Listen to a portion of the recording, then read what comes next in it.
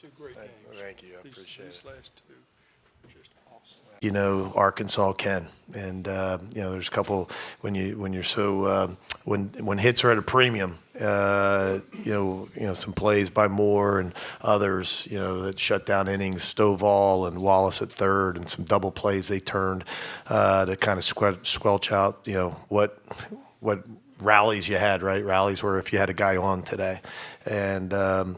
But thought super game. We got a couple of huge hits by Kevin and Calvin Harris. You know, the timely hit that we talk about so much. But you know, the story of the day was you know, Dylan, just, you know, legendary performance. Yes, it was. Questions for the student athletes, and we'll start here with John. Hey, Dylan. John Sokoloff, WCBI TV down in Columbus. Your coach just said it was a legendary performance. I mean, what was working so well for you today? I thought I didn't really have command of my fastball that well until later on in the game, but I was commanding the slider so well. So we just stuck with it, throwing it for first pitch strike, throwing it late in the count, but just attacked him at the end of the day.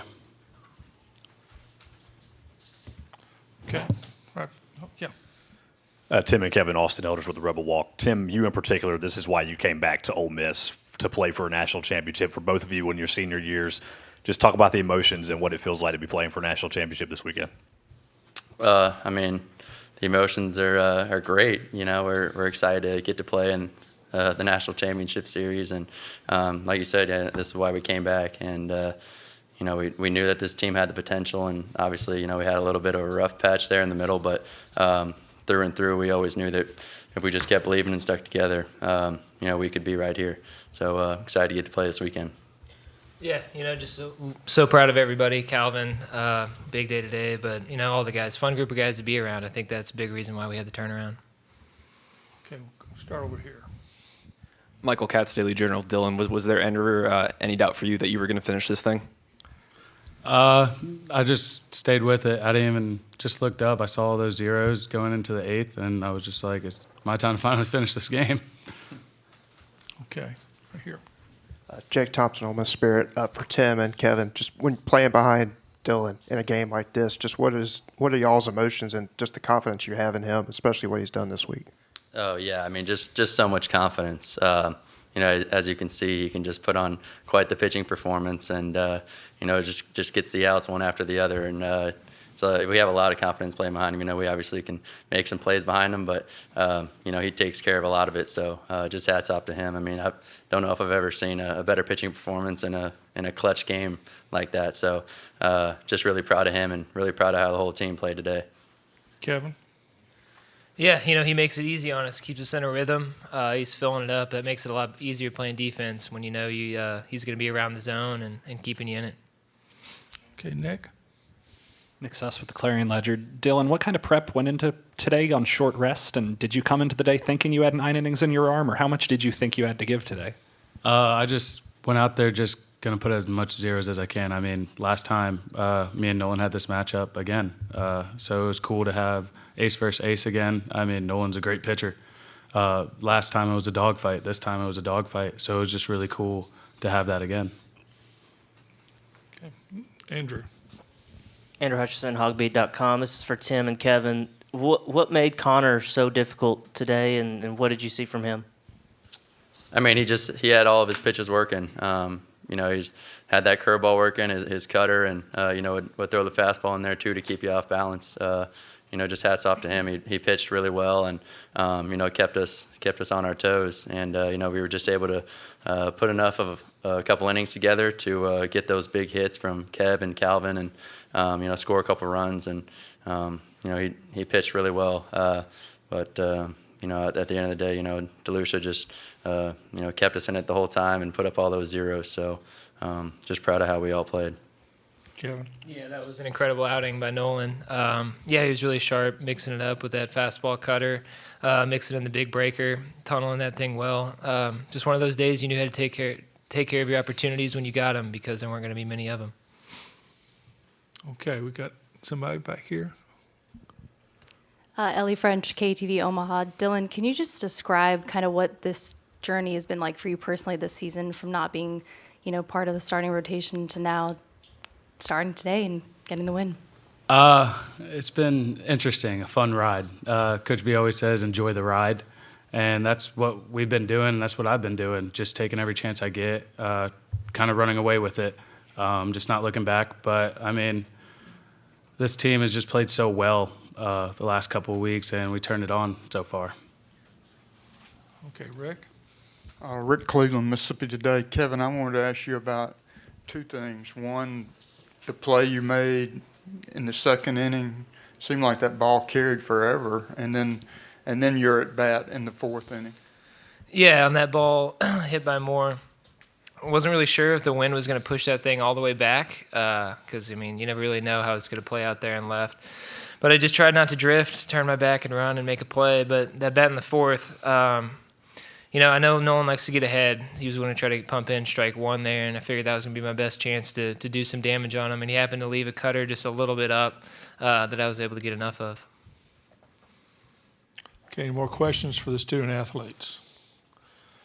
Congratulations, guys. We'll see you this weekend. Thank you. Thank you. Okay. Anything else, Mitch and Alex can take care of you.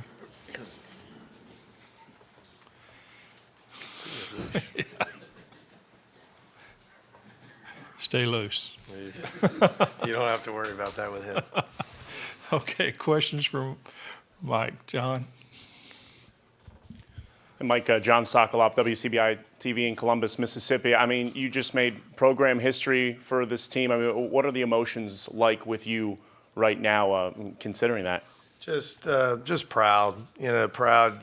John, you know our story as well as anybody, and I think as we continue to win games and move forward, it was neat. A lot of people have the goal to be here, right? One of the challenges that we talked about was to not just come here, but to win. That this isn't a bowl where, years from now people know that you went to a bowl, but they don't know if you won or lost, right? You went to the Gator Bowl or Sugar Bowl or whatever. This is a tournament that, like basketball, you're supposed to win and move on. And just proud that, they continue to believe in one another. They've played well. Yesterday was tough. When I sat up here, you might have asked a question. I wasn't sure at the time because you could see they were pretty down last night when we went out to left field. That's to be expected because, it was bases loaded, and I'm sure, the players and the Ole Miss faithful, right, in the stands and all the fans that we've had here were thinking some ball's going to, squeak through an infielder's, hole, and, we were going to win a game. We didn't. And so to be able to bounce back and play like this today, another tough one, and that was one of the challenges we said this morning, that nobody said it was going to be easy. Right, it's not supposed to be easy, and you got to be tough enough to handle it. And maybe, and somebody asked, and it might have been you last night, maybe some of that April, toughened us, weathered us a little bit to be able to handle, last night and be able to bounce back today. Get back over here first. Travis Davidson, KREF Sports Talk 1400. First, congrats on the win and berth in the championship series. I know you've been focused on Arkansas, but can you give me some initial thoughts on your championship series opponent, Skip Johnson and the Sooners? I don't know much about them. They're on the other side. I've watched some of the games, innings, not in their entirety. I have some work to do over the next 36 hours. We all do. The coaches. The great thing is with technology today, we can get that done. I know that they've had a terrific year, especially similar maybe to us. Maybe not as big a hole, but one that they've played their best baseball down the stretch. Winning a Big 12 tournament, and then going to Gainesville, where we all know it's very difficult to win, and to win there, and then win another super regional on the road. They've had a similar path, to us, so we know they're weathered and tough, to get to this point. And they played really well, and so that's about all I can do as far as the scouting report. Okay, right here. ChasePalmRivals.com. Mike, you had Malich ready, obviously. Did you check on Dylan at any point? Was it a decision after the 8th or anything? When I went out, I guess it was the 7th when I had some traffic. and we made the error. And again, it wasn't going to take him out at that point. I wanted him to face Slavens, with the breaking ball. And asked him if he was okay, and he said, "Yeah, I'm fine." And another one where, hey, this just kind of check his emotions, kind of get him back, grounded in how we wanted to approach Slavens at bat and what we were going to do. And of course, he throws a good slider. First pitch gets off the field, and then after that, I felt in my heart that if we got to the ninth, it would be Brandon Johnson. Brandon's been the guy that's closed the close games, and as good as, Mallets has been, I was going to go with Johnson, at the end just because he's been terrific. It's not his fault that we've won, by some spreads and he hasn't been in the games.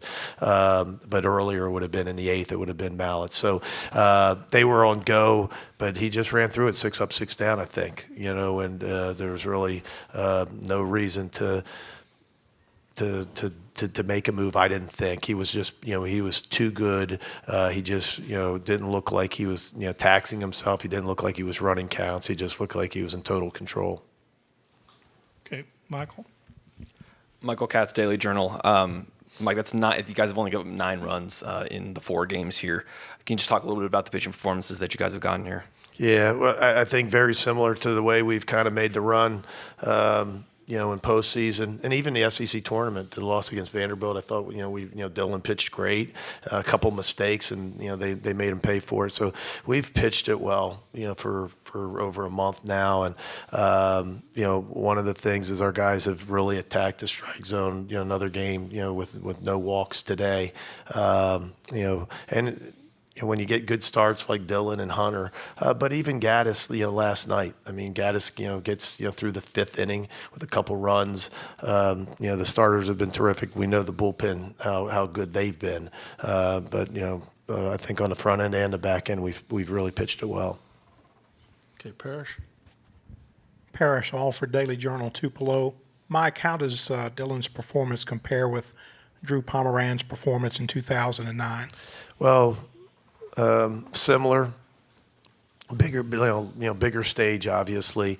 That was a regional final, but that was at home. School record strikeouts, I think 16 on 2 days rest. Complete game. So very similar. But when you start splitting hairs and you're comparing yourself to Drew Pomeranz, like a 10-year big leaguer, that's pretty good from a guy from Daytona Beach. There are different kinds of pitchers. Yes. Reach this kind of thing, needing to advance, having to get to the next level. Is it better to be the Dylan DeLucia style or the power style of Pomeranz? I don't know if there's a better way to get through it. I mean, they show you that there is different ways. Drew's more of a power guy, fastball, hard breaking ball. Dylan's 3 pitches, and it's, you don't know what's coming, and it's on, each side of the plate and totally flooding the strike zone, and can keep the pitch count, really down. He can get some, and I thought that was one of the differences today. He threw a lot of, which he can. He's got a lot of arm side run, and sometimes it can play almost like a sinker. He throws these fastballs that are like at the knees, and he was getting a lot of ground ball outs today, a lot of choppers. So, yeah, the answer to your question, I don't know if there's a better way. They're both pretty darn good. Back here. Oops. Evan Bland, Omaha World Herald. Coach, going into the championship series. Now, what's the challenge or the approach to managing a pitching staff in a best 2 out of 3 as opposed to maybe a single game? Wow, I don't know if you want to get too far into playing in the 3 games, especially when it's tournament like, meaning we just played 4 games, and so unlike a weekend series, now Oklahoma may have more of that. Where they're going to play more straight up like they.